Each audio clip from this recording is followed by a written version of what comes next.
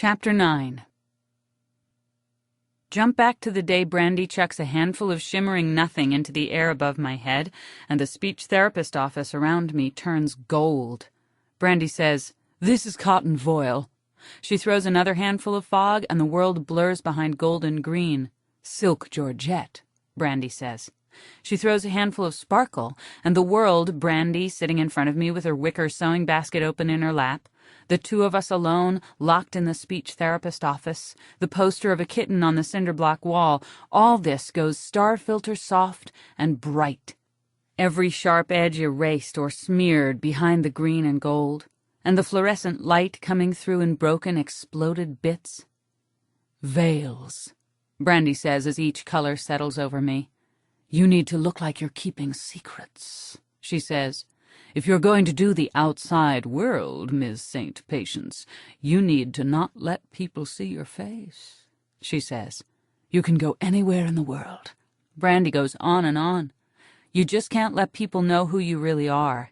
You can live a completely normal, regular life," she says. "You just can't let anybody get close enough to you to learn the truth. In a word," she says, "veils." Take charge princess who she is, Brandy Alexander never does ask my real name, the name who I was born. Miss Bossy Pants right away gives me a new name, a new past. She invents another future for me with no connections except to her, a cult all by herself. "Your name is Daisy St. Patience," she tells me. "You're the lost heiress to the House of St. Patience, the very haute couture fashion showroom. And this season we're doing hats," she says. "Hats with veils." I ask her, "You come from escaped French aristocrat blood," Brandy says. "You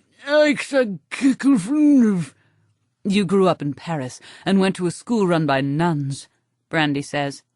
Hard at work, planning stylist that she is, Brandy Alexander is already pulling tulle out of her purse, pink tulle and lace and crochet doily netting, and settling it over my head. She says, "You don't have to wear makeup. You don't even have to wash. A good veil is the equivalent of mirrored sunglasses, but for your whole head." A good veil is the same as staying indoors, Brandy tells me. Cloistered, private. She throws sheer yellow chiffon. She drapes red patterned nylon over me. In the way our world is, everybody shoulder to shoulder, people knowing everything about you at first glance, a good veil is your tinted limousine window, the unlisted number for your face. Behind a good veil you could be anyone, a movie star, a saint. A good veil says, "We have not been properly introduced. You're the prize behind door number 3. You're the lady or the tiger." In our world, where nobody can keep a secret anymore, a good veil says, "Thank you for not sharing." "Don't worry," Brandy says. "Other people will fill in the blanks." The same as how they do with God, she says. What I never told Brandy is I grew up near a farm. This was a farm that grew pigs. Daisy St. Patience used to come home from school every Sunday afternoon and had to feed the pigs with her brother. Give me homesickness, flash. Give me nostalgic childhood yearnings, flash. What's the word for the opposite of glamour? Brandy never asked about my folks. Were they living or dead, and why weren't they here to gnash their teeth? "Your father and mother, Rainier and Honoraria St. Patience, were assassinated by fashion terrorists," she says. BB, before Brandy, my father took his pigs to market every fall. His secret is to spend all summer driving his flatbed truck around Idaho and the other upper left-hand corner states, stopping at all the day-old bakery outlets selling expired snack foods, individual fruit pies and cupcakes with creamy fillings, little loaves of sponge cake injected with artificial whipped cream, and lumps of devil's food cake covered with marshmallow and shredded coconut dyed pink. Old birthday cakes that didn't sell. Stale cakes wishing, "Congratulations! Happy Mother's Day! Be my Valentine." My father still brings it all home, heaped in a dense sticky pile or heat-sealed inside cellophane. That's the hardest part, opening these thousands of old snacks and dropping them to the pigs. My father, who Brandy didn't want to hear about, his secret is to feed the pigs these pies and cakes and snacks the last 2 weeks before they go to market.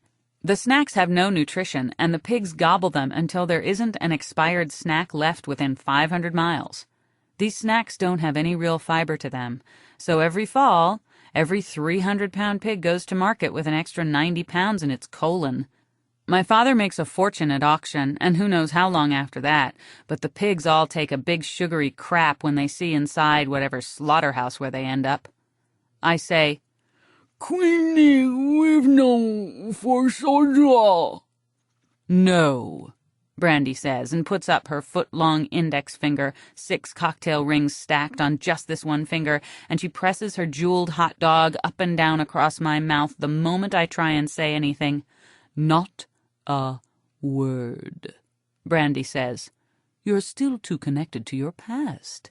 Your saying anything is pointless." From out of her sewing basket, Brandy draws a streamer of white and gold, a magic act, a layer of sheer white silk patterned with a Greek key design in gold she casts over my head.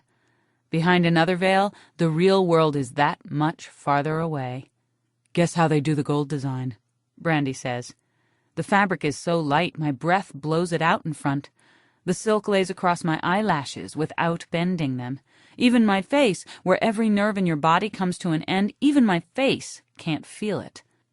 "It takes a team of kids in India," Brandy says, 4- and 5-year-old kids sitting all day on wooden benches being vegetarians. They have to tweeze out most of about a zillion gold threads to leave the pattern of just the gold left behind. "You don't see kids any older than 10 doing this job," Brandy says, "because by then most kids go blind." Just the veil Brandy takes out of her basket must be 6 feet square. The precious eyesight of all those darling children, lost. The precious days of their fragile childhood spent tweezing silk threads out. Give me pity, flash. Give me empathy, flash. Oh, I wish I could make my poor heart just bust. I say, "Please, can you and thanks." "No, it's okay," Brandy says. She doesn't want to reward anybody for exploiting children. She got it on sale. Caged behind my silk, settled inside my cloud of organza and georgette, the idea that I can't share my problems with other people makes me not give a shit about their problems. "Oh, and don't worry," Brandy says. "You'll still get attention. You have a dynamite tits and ass combo. You just can't talk to anybody." People just can't stand not knowing something, she tells me. Especially men can't bear not climbing every mountain, mapping everywhere, labeling everything, peeing on every tree and then never calling you back. "Behind a veil, you're the great unknown," she says. "Most guys will fight to know you. Some guys will deny you're a real person, and some will just ignore you." The zealot, the atheist, the agnostic. Even if somebody is only wearing an eye patch, you always want to look to see if he's faking, the man in the Hathaway shirt, or to see the horror underneath. The photographer in my head says, "Give me a voice, Flash. Give me a face." Brandy's answer was little hats with veils, and big hats with veils, pancake hats and pillbox hats edged all around with clouds of tulle and gauze. Parachute silk or heavy crepe or dense net dotted with chenille pom-poms. "The most boring thing in the entire world," Brandy says, "is nudity. The second most boring thing, she says, is honesty. Think of it as a tease. It's lingerie for your face," she says, "a peekaboo nightgown you wear over your whole identity." The third most boring thing in the entire world is your sorry-ass past. So Brandy never asked me anything. Bulldozer alpha bitch she can be, we meet again and again in the speech therapist office, and Brandy tells me everything I need to know about myself.